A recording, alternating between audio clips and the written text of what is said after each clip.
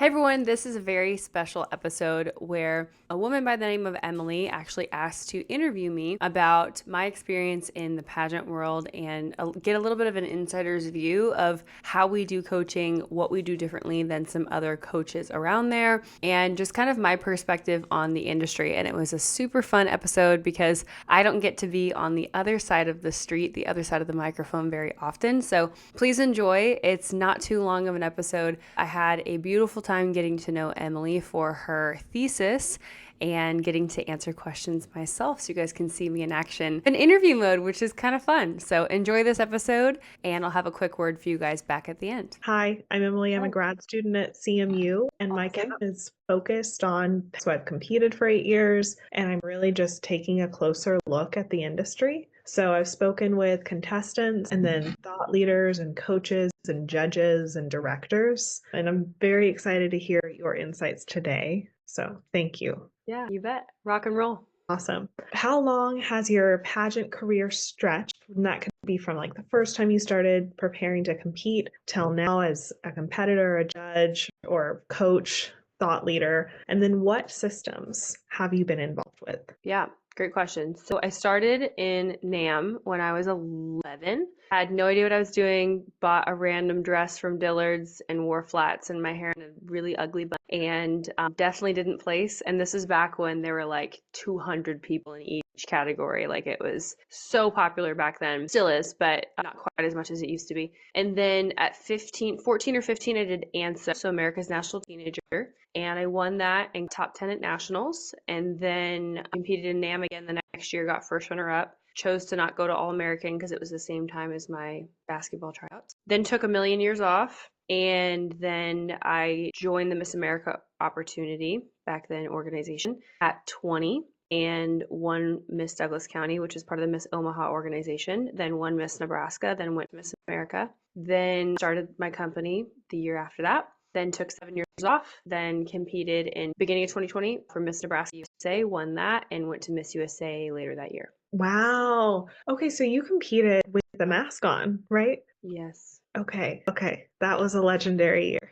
Yes, I remember that. I was watching that live. Okay. Yeah. Wow. What a wonderful memory. Unforgettable. So can you describe to me what your journey looks like with a client, kind of from start to finish, that initial consultation till either they finish their pageant, or is there life after pageantry? What does the relationship with your clients and the journey with your clients look like? Yeah, fantastic question. So we run ads. We've been running ads for a year and a month now. I was strictly an organic marketing person before that. And then when I got married and we wanted to start a family, there was a lot that I had to replace myself with. And we have about 7 or 9 staff now. But yeah, so we run Instagram ads primarily. And then based on a call to action, clients come into the fold and they actually reach out to us, raising their hand saying, I want to work with you, which is really cool because I like the authenticity of that dynamic. I like the thought of a client beating down our door, but knocking at our door rather than the energy of us reaching out to them. I really like that paradigm because then we get the opportunity of working with people that already said that they want to work with us, and we really get to be in that servant leader kind of helpful role. So I have somebody that manages our Instagram and does all of that. And then from there, we send them down 2 pathways. So we will send them to a discovery call, which is a short 10 to 15 minute call. Typically, we send people this route if they're not in one of the bigger organizations, or we just feel like they aren't ready to really take coaching seriously. They're not quite sure of what their goals might be, or they're ambiguous to either their problem or the goals that they're looking for. We do coaching very differently than I would say 99.9% of other coaches, in the fact that we have 6-month terms and then a month-to-month contract with clients after that, where on average I would say clients stay with us for 2 years. And the reason for that is they might want to do a different pageant. They might place higher but not win their pageant their first year. Sometimes it's shorter because they just go, they work with us, they win, and then they want to go get married. They want to take the time off of pageantry, which is great. However, most recently, we've actually had quite a few clients that want to stay on for life coaching with me, business coaching, mentorship, things like that, which is really cool. I have a background in neurolinguistic programming programming and life coaching. I'm actually working on my board certification for life coaching right now.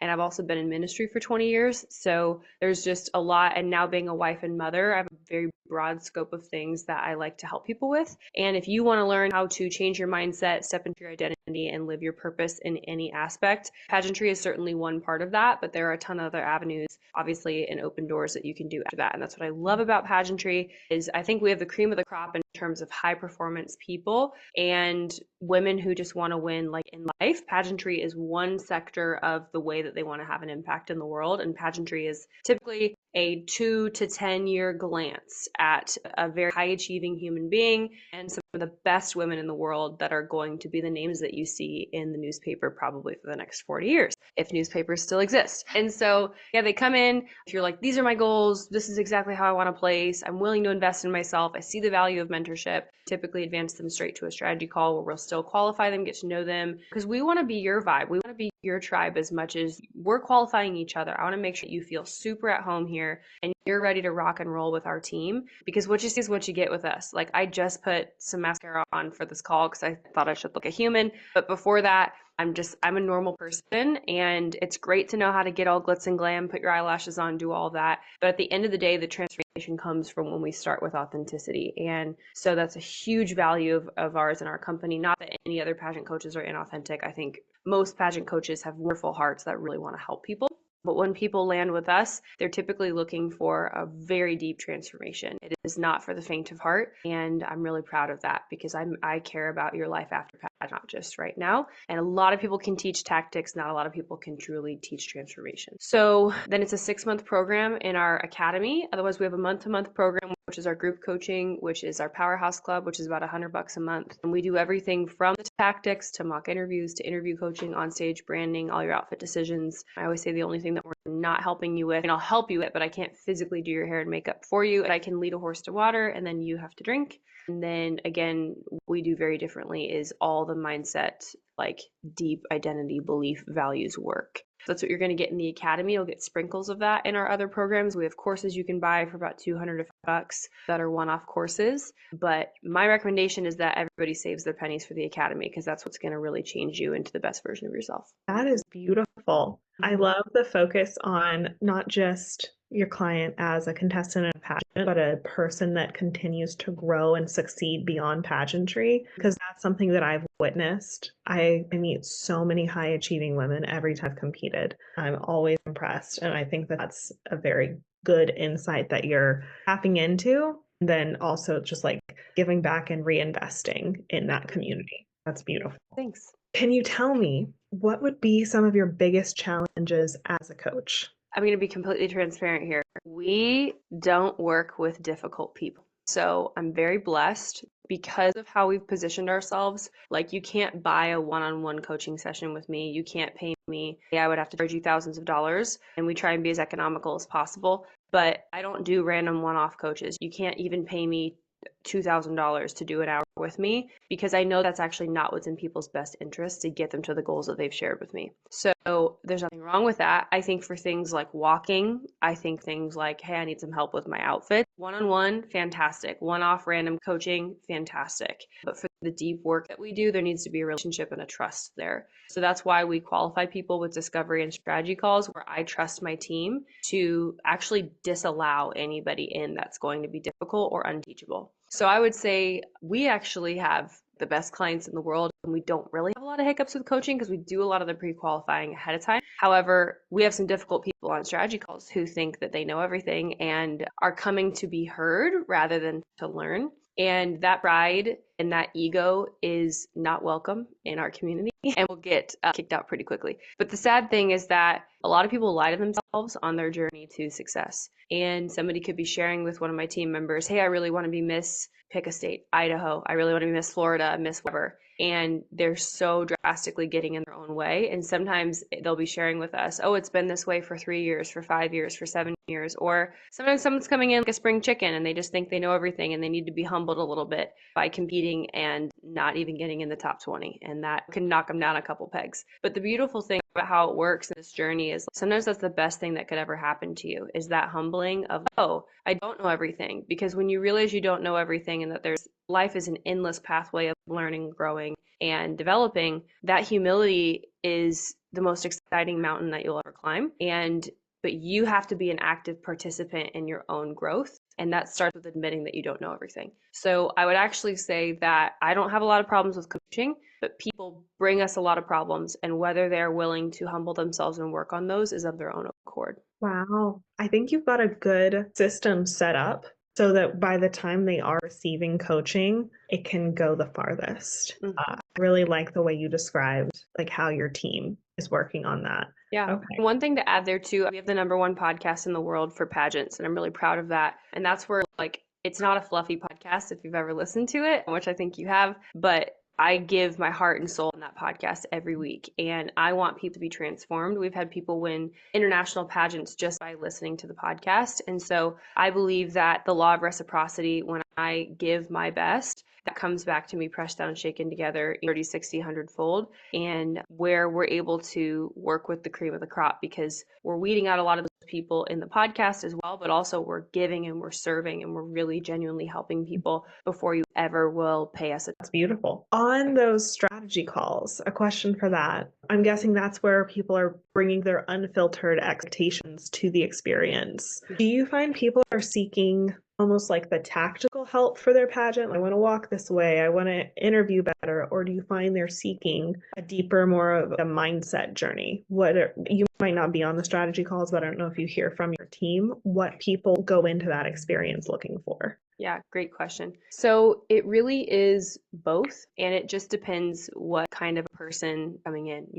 You have people whose brains are different. So some people's brains are naturally wired towards the problem, and some people struggle more with even considering the future, and their brains want to live in the past more. Some people naturally live in the future, and they're more focused on outcomes. They're more focused on goals. They're able to elicit those things. They're able to tell you exactly what they want a bit better than others. So I call that problem aware, solution aware. You're going to get both kinds of people. And honestly, I wouldn't say that one is better than the other. What I can tell you is the worst is when someone is not problem aware or solution aware and they don't want to do anything about it. And they're just like, they're not living in reality. So one of the first steps to actually improving your mindset and therefore developing your skill set is stepping into reality and being able to look at yourself radically honestly in the mirror and be like, your walk sucks. And there's no judgment call. It doesn't mean you suck, doesn't mean there's anything wrong with you, but like your walk objectively is terrible. Wow. And if you can't honestly be like, my walk sucks. And if your identity can't handle that, you're going to be like, and therefore I suck and I'm terrible. I'm never going to win this pageant. So that's why we work on mindset first, because otherwise you can't even handle. If I were to tell you exactly how to walk and exactly how to talk, it wouldn't change anything because you still consider yourself not enough, or you still think you're a piece of crap. When you look in the mirror, you hate what you, and so you're never going to lose weight. You're never going to talk well. You're never going to take up space. You're never going to speak with conviction. I can show you how to speak with conviction. It's going to bounce off your identity and you're going to speak exactly the same. And so that's where people go looking. And I've had people that have come to us being like, oh, I've spent $6,000 on walking coaching and I still have a bad walk. And I'm like, yeah, because your mind's jacked up. Like, I'm not actually shocked at that. But those are the things that other coaches just aren't equipped to handle and sometimes aren't willing to tell people. So I would rather just be blatantly honest with someone and be like, hey, this is an internal issue, but also you're not stuck because you're not a tree. And so just developing this abundance mindset that the only thing constant is that everything is changing. We have to build our identity on something that is rock solid and not going to leave you, forsake you, change with weather, with the seasons, with whatever. And then with that solid foundation, you're actually ready for the skillfulness. So sometimes people will come in, again, very solution aware people, be like, hey, my walk sucks. I sweat a lot when I do my interview, or my arm is weird, or my mind goes blank in on-stage question. I'm like, great, awesome. Like, we can work with that. But there has to be like a come to Jesus of what reality are we actually living in. And sometimes that's my coach's job to actually help ask the right questions to get them to even be like, oh, that does resonate with me. That's probably what's going wrong. And then there's a lot of room for growth from there too. But if somebody won't come to that awareness, or they think they know everything, but it's not working for them and they're not willing to accept possibly a different internal paradigm, a person can spend a lot of money on a lot of dresses and a lot of this, and they're trying to fix everything external and they're going to keep losing. And that's the saddest result. I think that really resonates with what I've witnessed and what I've heard from, because I'm speaking to a lot of contestants and a lot of women who have been very successful. They talk about the mindset. They're not always talking about this tactical thing that they did to win their pageant. They really do share. I meditated backstage. I got my mind right before I won this national title. So that completely resonates with what I've also just been hearing out there. Very cool. I love it. Next question I have is I call it my magical thinking question. So anything in the world can exist in your answer, no wrong answers. But if you could wave a magic wand and change something either about pageantry or your job as a coach, what would you like to see? About pageantry, I wish that I could get every person who competes in pageants on a Zoom call and pour into them for 3 hours, because I could fix, and this is not like I could fix because I'm amazing, but with the tools and the knowledge and the skills that I've been blessed to develop over the last 10 years, and I make no mental health claims with this, but the power of true life coaching and mindset coaching will serve you the rest of your life if you actually fix the thing that's wrong. Again, I'm making no mental health claims, but there have been several women that have come through our organization that have gone through every type of therapy possible. And I love therapy. Therapy helped me when I was in a really bad situation in a relationship. I had PG therapy, super duper helped me. I'm very grateful for that. And different modalities such as neurolinguistic programming, life coaching, things of this nature. I have seen when you get to the real root of something and you don't just keep talking about the past, keep talking about the past, keep talking about the past, but you fix the root of something and then you launch it into the present to where your present can actually be healed and your future can actually be possible. You can fix things in a matter of a couple hours that people have been working on for like years. And so, I don't know about you, but fast is fun and slow sucks. I don't like the thought of people spending tens of thousands of dollars on therapy, not getting results, just so that you can talk to someone for an hour. It's good. We need community. I believe in plugging into your community 100%. Again, nothing against therapy, but I wish I could have 3 hours with the entire pageant community to offer a different perspective, to really speak to the identity of things, because it can heal things with such radical, truly like a magic wand. People don't even know that's possible. And again, there has to be a willingness. Sometimes people will make their pain a part of their identity, and they're like, if I'm actually being honest, I don't want to be healed from this thing because it gets me attention because I'm insecure. That's a whole other conversation, but that's something that I would love to do. The only thing that I would change about my work is I wish that I could duplicate myself 5 times, because I can only work myself out of the business so much to do other things, but I can't create time. And I have the best employees in the world who work with me and carry the torch every single day. And I'm so grateful for them and I love empowering them. And there still is there's no true replacement for the magic that each of us carry. And so I do wish I could duplicate myself for many reasons, not just my company, but for a million other reasons too. That would be creepy, but cool. One day. Yeah. Have you found any kind of leveraging of technology helpful when it comes to scaling your business and not duplicating yourself, but extending your reach? Absolutely. Yeah, this is like an hour-long conversation in itself, but yeah, like my team, friends, everybody makes fun of me because I utilize AI. I've been building funnels since I was 23 years old. Like I'm very tech heavy. So anything we can use technology for, again, and now as a mom, I'm not trying to work 60 hours a week. There's no banner that I fly of pride. Look how hard I'm working. I did that in my 20s. That's how I built this thing for sure. But as seasons change, we need to adjust and change with those seasons, or else that would be a dissonance in my own identity and my own values if I put work before my family. Yeah, we leverage technology every single day. I would venture to say we probably leverage technology more than any traditional coaching company because we don't do things like one-on-ones in the traditional sense. But like we've been using Zoom since 2016.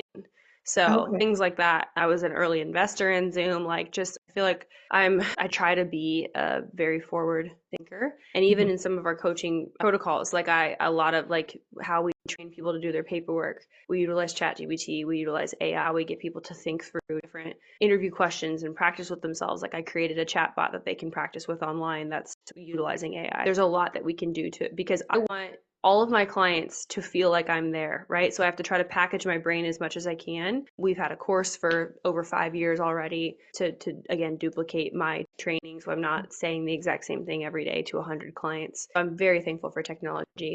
And I don't know how anybody doesn't run a business with that today. It's just unnecessary to split yourself into a million pieces and rate yourself. That makes sense. So what I'm hearing different There's different use cases that you found helpful. It's a chatbot at times for clients, a course that contains, I'm guessing, kind of the core components of how to succeed, anticipating there's mindset work in there. And then eventually there might be a one-on-one session with a client that would be done over Zoom. Yep, absolutely. Right. And are amazing. So I have 5 core coaches that all of my clients in my personal mentorship get access to that are designated in different areas so that they're well taken care of. Because I don't believe in being a jack of all trades. We can know a lot of things about some things, but I'd rather hire specialists that are incredible at what they do in each area. And that's what wakes them up every day. That's what they're super passionate about. So that's what they get at Powerhouse is really, I believe, the best of the best in each area rather than good in all areas. That's incredible. That's a really good setup. Didn't happen overnight. Took 9 years. Well, So it doesn't look like this could be built overnight. I'm very impressed. Those were all the questions that I have. I truly appreciate your time to hop on a call with me one-on-one. Thank you so much, Megan. This will be very helpful for my research and just the data that I'm gathering on the industry. yeah, I'm so excited. I can't wait to see. So this is your doctorate, correct? Master's degree. Master's. Okay, awesome. I'm glad that you're bringing some of these things to light about pageantry. Hopefully we can paint a better picture. I wouldn't even say better, just like an accurate picture of how amazing people are and how these female leaders in pageants are truly the leaders that you hear about in the future. You just didn't know that they did pageants. I 200% agree. Well, that's it for this short episode. I hope that you guys enjoyed getting to see me on the other side of the screen for once. I definitely had a fun time. And if there's something that you would like to interview me for, I never really even think about that. But if there's something that you'd like me to be a part of, whether it's speaking at your sorority or your church or something like that, I love speaking. We love traveling as a family and making that happen when it works for us. So whether it's online or in person, you guys can email info@powerhousepageantry.com or fill out the contact us form at powerhousepageantry.com if you ever want to make that happen. If you have not gone through our free course yet, make sure that you go to powerhousepageantry.com/free course. And as always, check out the other materials in the description here on YouTube or if you're listening on Spotify.